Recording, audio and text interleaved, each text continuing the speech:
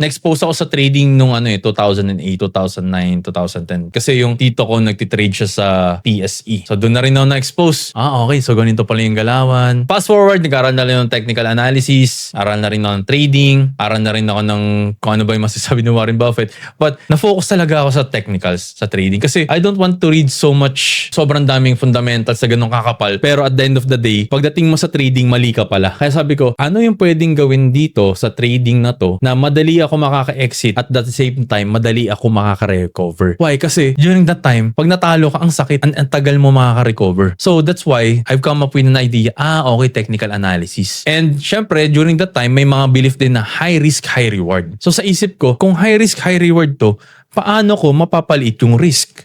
Pwede pala. And doon ko na-discover yung VAR. So now fast forward, nag-trade na ako ng PSE. Ngayon, nakita ko itong Bitcoin. So that was the time nung gusto ko na umalis sa corporate. Okay, gusto ko na full-time. Naghahanap ako ng market. Pwede ko ba full-time tong Forex? Kasi Forex is 24/6 market eh. Pero nung nakita ko yung Bitcoin, kaya itong kung mapapansin nyo, lagi akong pumupunta sa CoinMarketCap. Very remarkable kasi sa akin itong CoinMarketCap. Kasi I want you to think of it parang ito yung index ng PSE or PSEI.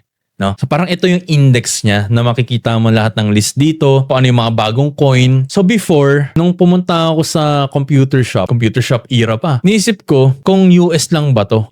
Pang US market lang ba tong tong crypto na to? Tapos, Sabado yun eh. Tinignan ko ulit siya nung linggo, nakita ko gumalaw. And then dun ako nagkaroon ng aha moment na, grabe, etong crypto market pala na to, hindi pala to 24/6 gaya ng Forex. Mas malala siya, 24/7. So dun na ako nagka-aha moment na para pala tong Chinese. Okay? Kasi isipin mo, kung bukas ang market ng 24/7, ibig sabihin yung pera labas-pasok din ng 24/7. And pag labas-pasok ang pera 24/7, ang opportunity is 24/7 din. So that's why, grabe tong crypto na to. Tapos nakita ko yung Bitcoin, meron siyang isang malaking cup and handle. And yung price kasi nun, pa-breakout na siya. 'Di ba yung cup and handle ganito yung itsura? Okay, pakita ko lang sa inyo. Ganito yung itsura ng cup and handle. Nandito ako sa area na to.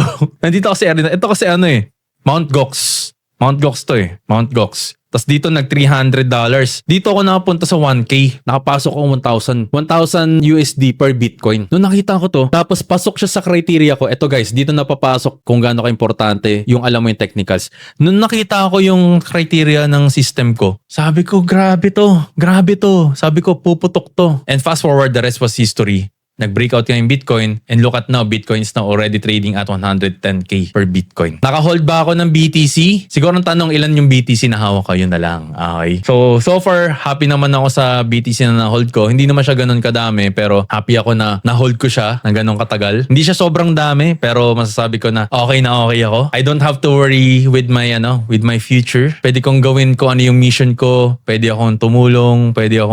So kumbaga, na-achieve ko yung goal ko na kung magkakapera ako, gagawin ko yung gusto ko, hindi dahil sa kailangan ko ng pera, but gusto ko siya. So that's why I'm doing this and sinishare ko itong knowledge ko sa inyo because babalik tayo dun sa purpose.